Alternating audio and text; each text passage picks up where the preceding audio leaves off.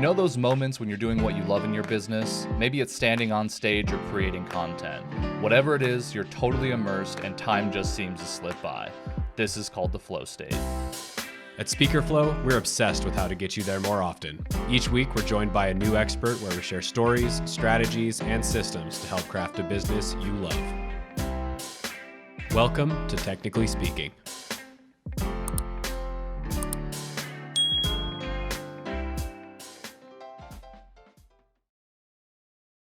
We're live. Right, boom. Look at us. We did it. Made it. Awesome. I'm so proud of us. I know. David, welcome to the show, man. It's so good to have you. It's an honor. Thank you. Thank you for having me. Yep. We believe strongly in relationship building here as the primary focus when it comes to sales and marketing, which teaser is the topic of today's conversation. And a lot of people do that really badly, and you don't. Like the first time we heard from you was with like a perfect Loom or a video, bomb video or something. Like very obviously you did that personally for us. Like it was awesome. And so from the second we had an impression of you, we were like, this guy does it the right way. So thank you for leading the charge, and we're so excited to have this conversation with you.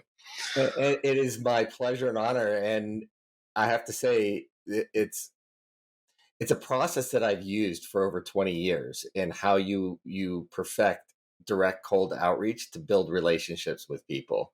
And, not only have we had a conversation since then, but we're now talking about sharing ideas and how people can use it to get speaking opportunities to grow their business. It's absolutely amazing. Yeah. This is probably the first example where a podcast episode has come from a cold outreach pitch, not relating to be on our podcast. So you made it to the Mile High Club, my friend. Speaking of nice work. Just so everyone knows, we were so blown away by this dude's ability. That's why we're here today. That's why we're here. Yeah, exactly. So take it from us. Yeah. So good job, man. And I mean, look, like context for people that don't know David, you have a very successful background. Right now you're running Business Nitrogen. We're going to talk about that a bunch today. But from what I understand, you have two either previous companies that you've made an exit from, or maybe that you still operate that are both doing $10 million plus, one that's like closer to 50 million, I think. So you've got a very successful track record as a business owner. Like what, can you just give us like a synopsis of kind of the journey that's got you to where you're running Business Nitrogen now? Yeah, absolutely. Well, the first was a business of my own. I actually worked for a company, and I was there for 5 years, and I had a vision on creating a new division. And so from scratch, I said, I want to go here. And the company said, well, we don't do well targeting the big companies, the billion-dollar companies. And I said, well, I believe that I can. And so they gave me the keys and gave me an opportunity.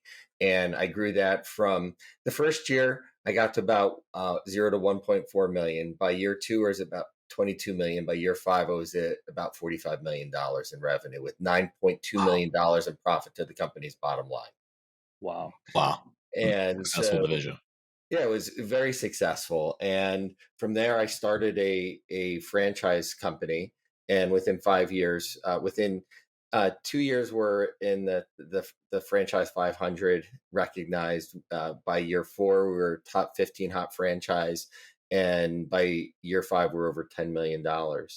And so one of the things I did when I was 40 years old is, what do I want to do with the rest of my life? And how do I want to serve people at a higher level? And how can I take everything that I created and have utilized over the years? So I made a decision. I said, that's what I'm going to do. And the funniest thing is I said I was going to be a speaker. And oh my gosh, that was the hardest thing that I ever tried to do on my own. and speaking with your audiences. So I never did it on my own. I ended up becoming a speaker for Tony Robbins and Chet Holmes when Chet was alive. They had Business Breakthroughs International. And I used what I knew becoming a business speaker. And I did become their top closing speaker within 90 days from launch. And frankly, it's because I could leverage my background. Most people who are teaching business, frankly, haven't built 1 but 2 8-figure companies. And so I was able to use the skills. But the funny thing is, how I built the first business to $45 million was an outreach strategy, just like I did with you, except I mailed a sneaker. Seriously, for my first big sale was I mailed a sneaker in a FedEx box to McDonald's, the head of product development, and it said, Ken, that because he didn't return my call. So I said, Ken, now that I have my foot in your door, may I please have 5 minutes of your time? Wow. I said, I'll be calling you on Friday at 10 a.m. to talk about how I can help McDonald's increase their brand recognition and profitability. Wow. They're lucky you didn't send a foot. Well, I sent a size 14 sneaker, so there you go. But it was brand new. Wow. Okay. The other A one? sneaker or two sneakers? Yeah, Like, was right, it a yeah. complete set of shoes? I sent one sneaker. Yeah, well, because the other one is good for another touch point. You know what I mean? Exactly. So, Of course. you get a 2-for-1 there. So, Yeah. Here's the funny Cost of acquisition goes down. The cost of acquisition goes down, and I wasn't thinking creatively back then, and it wasn't like a pair of say I could have been creative. Hey, if you want the other one, I'll give it to you when I come see you. Oh yeah, that would have been I good. didn't think about that back then. Yeah. But I did call, and the funniest thing, and this is really important for anyone who wants to use an outreach strategy, because things like this and like sending a custom video like I did to you, it only works if you're real authentic and you do your homework ahead of time. That's right. And you're willing to have the conversation in what's in it for them. It's anything we do in marketing and sales and operating as a fractional CMO for so many thought leaders and companies. Nothing's about you. It's all about who do you serve and how can you add value. So when I called on Friday, the secretary, the assistant who answered the call, has been taking my call and never put me through. She laughed. She said, "Oh, you're the sneaker guy." And I said, "Yes, I am." Now, she put me through to Ken, and Ken said this. He said, "That's creative. You got 5 minutes. Go." He turned up the pressure, right? And one of the things I want people to think about, if you follow this kind of strategy, is people they're going to put the pressure on you. It's almost like, okay, great, let me see what you have, right? And this is where you've got to hold to your plan, whatever that plan is. I had 2 questions I wanted to ask Ken. Who are the best vendors you do business with? And why do they serve you better than anyone else? And if the best of the best could serve you better in any way, how could they serve you better? And he laughed at me. He said, "You've got 5 minutes and that's what you want to know?" And I said, "Yes." And he told me. And I said, at the final question, he said, "I have one more question." He said, "You've got 30 seconds left. And my question was this: if I could show you right now, I could not only meet the best of the best, but I can show you how I can meet the needs that they're not doing for you. Would you give me 15 minutes in person?" To which he said, "What are you talking about?" So all you need to do is earn that time to have the conversation with the person that you want to serve. Now, fast forward, it turned into an in-person meeting. That 15 minutes turned into an hour and a half, that turned into a multi-hour meeting with their entire product development committee. And 6 weeks later, it was $1.6 million contract. Wow.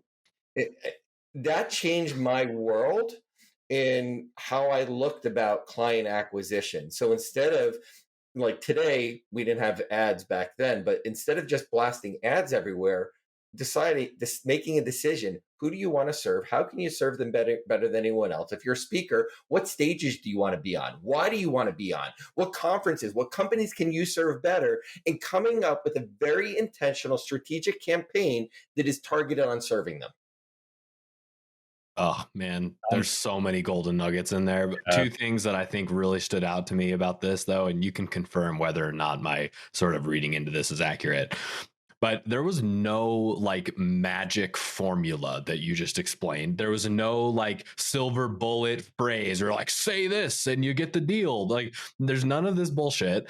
What you explained was think creatively, do something different than what everybody else is doing, and put in the effort. Like just do the work. Do the work, do it in a creative, fun way. And that led to the meeting and the next meeting. And you just took it one baby step at a time. And I think the thing that I'm trying to point out here is that skill set is available to anyone. No talent required. Anybody can take a minute to think about what other people aren't doing and do the work. And in fact, that puts you in a unique category because most people won't do either of those things. So anyways, I like the way you think about this. I think it's attainable for anybody. It totally is. And it's funny because I've generated for myself and my clients over $500 million in revenue. And everyone says, you could sell ice to Eskimos. I'm like, no, I can't. I can only sell the ice if I believe the Eskimo needs the ice because I'm building a relationship with them. I do not have a fancy phrase. I don't have anything. I listen. My grandfather told me we have two ears for a reason, to listen 66% more time than we talk. So many times we get excited about who we are and what we have, and we just want to blurt it out to the world instead of asking, we're getting intentional and thinking through ahead of time, what are their potential problems and how can I serve them? And then coming up with a plan to put yourself in front and build a relationship. It may be a little bit, slower this way, yet it works. I remember, oh gosh, I was early on in my career. This is before I built all of this, and one of the senior guys in the company said, "You work way too hard. I play golf 5 days a week, and you're working all the time." And within 2 years, I was top three salespeople in company to 300. It was my first job. Except I remember calling in this guy Sam, and I'd meet with him once a month, and I'd take him to lunch, and he said, "Why are you calling on me?" He's like, "I buy from your competitor. I'm not buying from you, and I'm not going to." I said, "Let me ask you a question, Sam. My competitor screwed up. Who's the first person you're going to think of?" He smiled. I said, "No, seriously, who are you going to think of?" He said, "You." I said, "Eventually they will screw up and you will give me that opportunity, won't you?" And he laughed. Guess what? 3 months later, I had my entire product in that company. So it's taking the long game approach, but the long game approach gives you that stability and that high trajectory, I believe. Yeah, you're totally right. I want to like dive a little bit deeper into this because we're talking about like direct outreach, and I hear, God, Austin, I don't know how many conversations we've had over the last 5 years on this subject, but Many. I hear voices in my head from all of those moments, which is like, it's not worth my time to figure out who to reach out to and, put that into my system and start following up and doing it. And I'd rather just find a database and find somebody to generate leads. I'm just gonna go to Fiverr and have somebody find all these leads and blast emails off to people. And it's the key phrase here is it's not worth my time. I laugh I would at it imagine so you've much. run into this. Right. How do Yes. we how do we flip the script on that? How do we get people to think differently? Because the three of us in this room know wholeheartedly what you're talking about works, and we deeply believe it. Even more than the spray and pray ad strategies and cold list mailing and automated cold outreach and all of this stuff. How do we flip the script to get people to realize that this is worth your time? The way to generate business and build relationships is through this mechanism. Well, I can share because two things. One, as a fractional CMO for companies that also has a marketing agency that runs funnels, that runs traffic. So I have the measurement on one side. I also, as you know from our previous discussion, have a cold outbound email agency. So we run, for our company alone, we send over 60,000 emails a month. So I can measure and track. And guess what? You know that what I'm talking about, we actually do. And it's helped me build tens of millions of dollars, right? So here's what I can say: the people that you want to reach, especially if you're a thought leader and a speaker, the amount of time that they are spending on Facebook and Google or YouTube or Twitter or any of the sites that are going to come up is minimal. And if you're hoping that you're going to be found by spraying and praying and just running traffic and those who raise their hand, you're missing out on probably 90% of your opportunity because you're now competing with every single other person out there. However, if you can find 25 people that you would like to speak for or do business with, depending upon who's listening right now, and you actually took the time to go to their website to see how you can serve them, come up with a personalized message to introduce yourself on how you can serve them, I can venture a guess that at least 10% of the people that you send that personalized message to will have a conversation with you or more. I've had a higher percentage than that. I believe, though, if you just follow the framework in the system, you'll have at least 10%. So if you go 25, great. You have 2.5 or 2 or 3 people. For a speaker, that can be 10,000, it can be $50,000, right? How much time did it take you to make that? Well, here's the interesting thing. A lot of the work you don't have to do yourself. You can go outsource on Upwork or something, someone to do some data mining for you of all the different conferences or within your topics, all the companies. Who's the person in that company that makes that decision? Have someone else present that data to you. So then you just come up with the strategy and the campaign and then build a relationship. To me, you're right.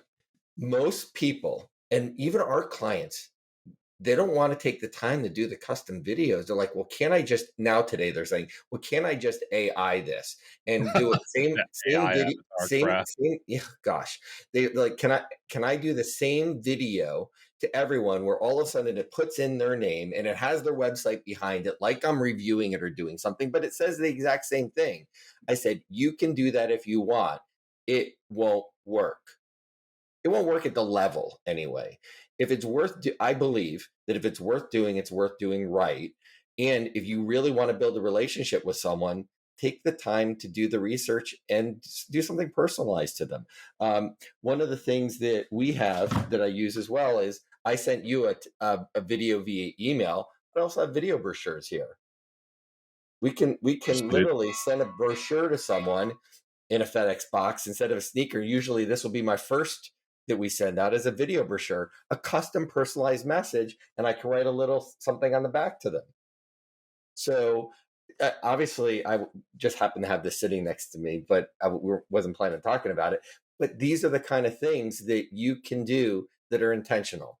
And the question is, do you want to go from $250,000 or 100,000 to $250,000 or $250,000 to $500,000 or $500,000 to $1 million, or like many of our clients have gone to 2 million, 3 million, 10 million or more? How do you do that? Strategy plus intention and action. Plain and simple.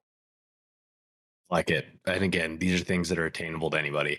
Okay. And I think now perfect segue into this like fractional CMO thing that you do for people. I think that like people probably hear that and have some sort of intuition about what that means. But I'd love for you to define what a fractional CMO is and what they do. And ideally, like where in a person's like business life cycle does it make sense to have a conversation with a fractional CMO? Great question. And I can only talk about how we do fractional CMO. Sure. I don't. So what does that mean? If you had someone if you could have the most amazing marketer in the world and have them at your, on the phone or on a Zoom, and they would actually map out your entire strategy and help you decide who do you need on your team and either manage your team. Because here's the thing I can tell you, most speakers and frankly, most entrepreneurs that are under $10 million in revenue, they'll tell you, I did this on sheer effort or relationships. I don't understand marketing and I don't know how to connect marketing to sales. So that's what we do as a fractional CMO. We'll start and cast out the vision on what is possible. We'll put people into our momentum multiplier model that we've created. And it's how do you combine, whether it's the direct outreach efforts, the paid traffic, to relationships, to organic, and tying it all together and then creating a journey. So we're creating a potential customer journey. We're crafting that potential customer journey and then driving people into how are we going to have that conversation with them. If it's for a speaker, well, we're going to figure out how we're going to get that person to take the phone call. So that way we can show them how we can serve their audience. If it's a business owner or it's a thought leader, then all of a sudden, here's what happens. A lot of speakers, they're speaking and speaking. I'm making $500,000. I'm making $1 million a year. And all of a sudden, I don't have any continuity revenue. I have nothing to sell them. Then all of a sudden, we may shift that into a challenge or a VSL or a webinar that then creates a most incredible, compelling offer, a Miko, that then get someone to raise their hand and start getting into your universe. So as a fractional CMO for company, it is not just a here's the map, plug it in. What is someone's goal? What do they want to do in the next 3 years, 5 years, 10 years? If they are doing the speaking now, do they want to stay on the road, or do they want to create a transition plan? And it's creating that map that ties marketing and sales together. Because here's what I can tell you: if you don't understand marketing, you'll think that I can just see this, not just hear it, I see it. Well, I just hired this person, they're young, they're out of college, they understand Facebook. Okay. And the challenge is you can waste a lot of money that doesn't go to producing revenue for you. So I would say that if someone wants a strategy and just wants an overview, yes, they can hire us for a couple hour strategy session or a power day where we map out their entire program. If they're at $500,000 in revenue right now or plus, and they want someone for an hour a week or 2 hours a week plus quarterly strategy, that's what we do as a company. It's not just me. I'm the chief CMO of the company, but I have 3 other people like me on my team that we strategize together and look at each of the clients. So unlike just having one person, you've got an entire team and a company. And since I do have an agency, there's things that we can plug in if someone needs, or we actually manage other people's teams or their outsourcers, whether it's a paid traffic or social media. So we take the heavy lifting off someone so they can do what they do best, which is serving their clients. Yeah. So I'm kind of curious because the thought leaders are, and you've chosen this niche, is kind of a unique, I wouldn't say, I mean, business is business at the end of the day, but there's a wide spread of revenue streams that often come up in the thought leadership space, right? Like we're not just talking about speaking, there's consulting, there's maybe licensing. Very popular these days product, maybe it's a book, but a lot of time that routes through Amazon, bulk sales with keynotes and things, but also courses are really popular, memberships and so on. And so I'm curious, like, does the marketing strategy change at all between product and service? Or do you find that it's fairly much the same process? Like, let's take, direct outreach as an example. Speaking, I could justify spending a lot of time making $10,000 per gig, right? Sure. If I'm selling a course at $197, let's say, is that strategy still the best thing to approach things with? Or do we need to adjust course because the offer is different and the price point is different? Can you, enlighten us more on that? Yeah. Yes and no. So 2 things. Yes, I would change the strategy. And at the same time, we're doing it with people who have a product under $200. But what we're doing is we're using the strategy to say, who has my client? Who has access to my client that we can collaborate together? There's synergy between the companies. And Partnership so, marketing, yeah, I'll give you an example. I knew someone who we were talking, and I told him what I did in the sneaker, and he said, I'm going to up that. I have 4 people that I want to do business with. And if I do business with any of them, it's worth $500,000 to me. He said, I'm going to get a MacBook Air. I'm going to get a custom skin on that MacBook Air. And then I'm going to mail it to them. And they put it in a FedEx box, mailed it to their home. And it was at Christmas time. So it was along as a Christmas gift. So what do you think happened? Probably Got a got their phone call. attention. Yeah. He only got a phone call from 2 of them. So 2 people got a MacBook, didn't even return the phone. Now we're talking about really big people, like billionaire type people. One person said, this was fantastic. I can't work with you right now, yet I think we'll work together in the future. And the other person worked with them. So the strategy, if someone has access, that's what we're looking at here. Who has access to who you want to serve? So, and a lot of what we do with the thought leaders is not getting them speaking gigs. What we do is we create that back end model for them. So when they're selling a product, okay, you're right, $197 product, to me, that you use that to self-liquidate your traffic. So that first sale, you're not making any money in that first sale. What you need then is to look at what your value ladder is going to be. how can you serve how can you serve people at a higher level, and what can you create of value where people will spend, a couple $1,000s, $5,000, a mastermind, 10,000, 15, $25,000 annually, because then you can create a compelling offer to sell a lot of that at 197, self liquidate the traffic, and really where you're making your money is on the back end. I don't Did I Yep. answer your question? Is Brilliant. so good. I mean, yeah, I think you kind of answered that question in a way I wasn't anticipating, because it's not you throw out the mechanism entirely and do something totally different. It's just that you shift the people that you're going after, and that makes perfect sense. And I think this is where we start getting into like the avoidance of, I think you call them like spammy or spammy sales tactics or something like that. Like where you're thinking like completely outside of that, like forget and something that is on your website that this factors into a little bit here are funnels, because people think about funnels a lot of the time and they think about that like low ticket, very high pressure, quick, fast sales, right? And I feel like a lot of our listeners don't align with that. And they also don't align with picking up the phone and doing a bunch of stuff that feels like it doesn't have any end result. But what you just talked about there is a high leverage way to be able to make a bigger impact. And that's that strategic brain that you're talking about here. It's like, how do you look outside of what everybody else is doing and what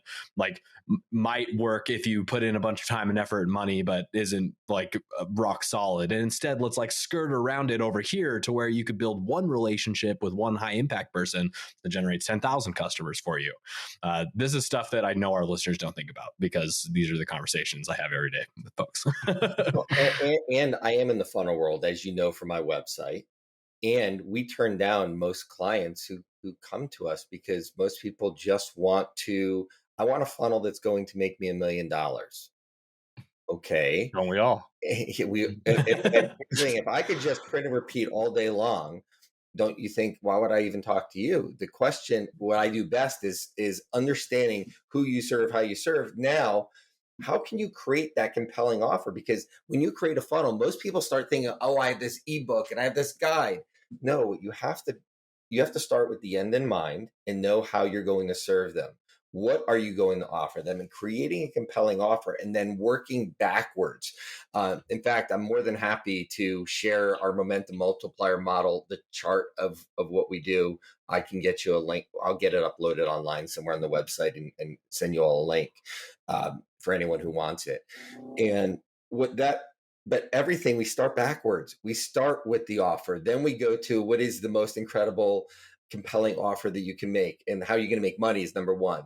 Then we'll go through the journey crafting, then we'll go to the traffic, and then how are we going to engage them on a one-time and consistent basis, because so many people will drive people to their landing page, they have this offer, and then they offer.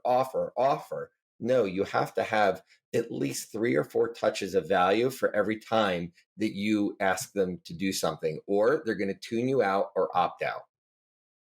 That's right. Like the ratio there. Yeah, It's a for good sure. like mental framework. Definitely. Expectations. So I'm curious. I mean, you've obviously done this for tons of people. You've experienced roadblocks that your clients have run into as they kind of navigate these strategies, right? Because I mean, let's face it.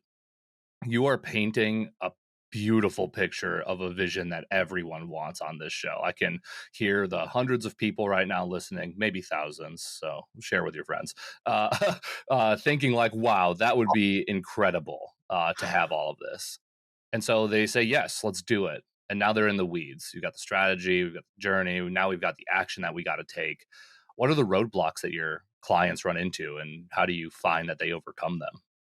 There's a lot of roadblocks, expectations, and it is not wave a magic wand and make $1 million. Although I can tell you that we've have dozens of people who've done 7 and 8 figures and mid 8 figures and higher, starting with $250,000 in revenue. So we've done this, and at the same time, what happens so many times that I've seen is people all of a sudden start seeing something happen on the funnel and they're like, I don't want to do the social anymore. I don't want to create the content anymore. Can't you just run ads for me?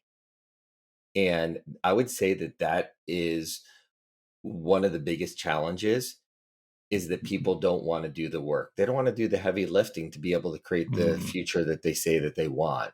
And I'll tell you this, whether someone is working with us or anyone, it's not as simple as waving a magic wand, plugging into a framework or a system.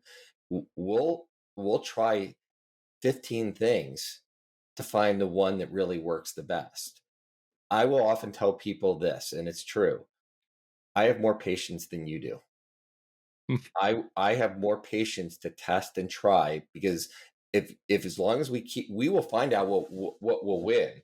We just have to test and test, and once we've got something that works, we've got to continue testing, which means you've got to create content. And so, does it have to do with offer creation? Yes. Does it have to do with a combination of social and paid? Yes. Does it have to look at who are the people that have access to my audience that I can target and build relationships with? Yes. It's putting this entire plan and framework together and being willing to do the hard work, and not just saying, I just want to go out and speak and take my content. Okay, yes, you can get some semblance of success that way. Yet, from what I believe that most people want, it just takes it. We said it right in the beginning.